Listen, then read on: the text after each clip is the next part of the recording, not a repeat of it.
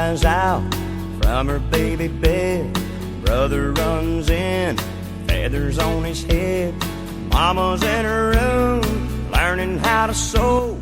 Daddy's drinking beer, listening to the radio. Hank Williams sings. Well, good afternoon. I'm Matt Briscoe with the Hill Country Tribune. This is your afternoon update.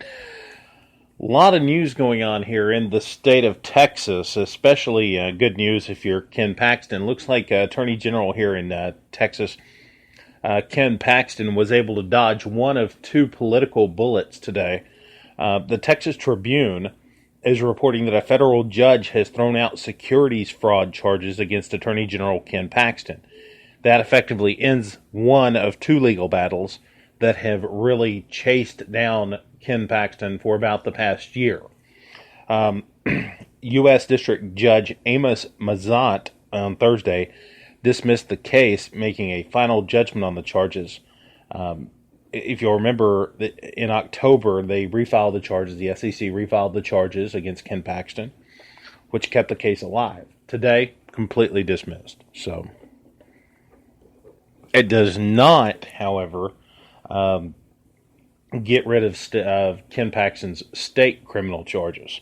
As you know, Ken Paxton is accused of misleading investors in a company from before his time as the state's attorney general.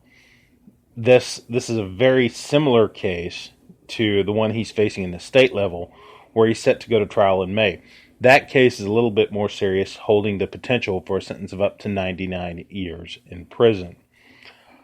So I guess really that's one political bullet dodged for Attorney General Ken Paxton. Texas Tribune is also reporting that Dan Patrick may have a challenger. That's right. Lieutenant Governor Dan Patrick is getting a Democratic challenger for re-election in 2018. Mike Collier, at the state Democratic convention, or who spoke at the state Democratic convention last year in Dallas, or in 2014 in Dallas, is going to be running for lieutenant governor. The Texas Democratic Party said Thursday that Mike Collier is stepping down as finance chairman to start a campaign for lieutenant governor. Party chairman Gilberto Hinojosa said in a statement today that I'm proud to see a courageous Texan like Mike Collier put his name forward to serve. As you know, Dan Patrick has a very big following. He's had a lot going on. Been a pretty good lieutenant governor if you look at things, but maybe it is a time for a change here in Texas. That's something that's open for discussion. Former Texas Governor Rick Perry was confirmed today as Energy Secretary, trying to appear very, choose my words carefully here, vain, as usual. Governor Rick Perry looking very vain as usual.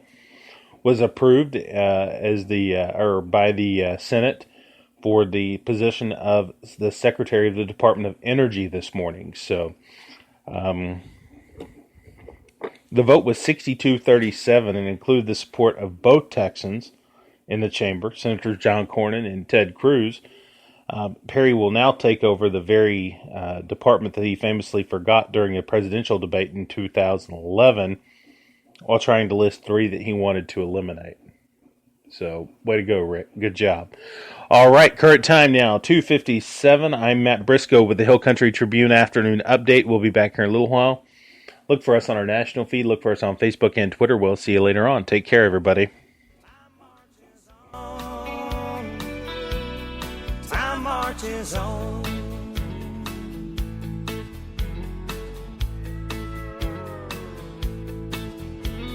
Sisters using rouge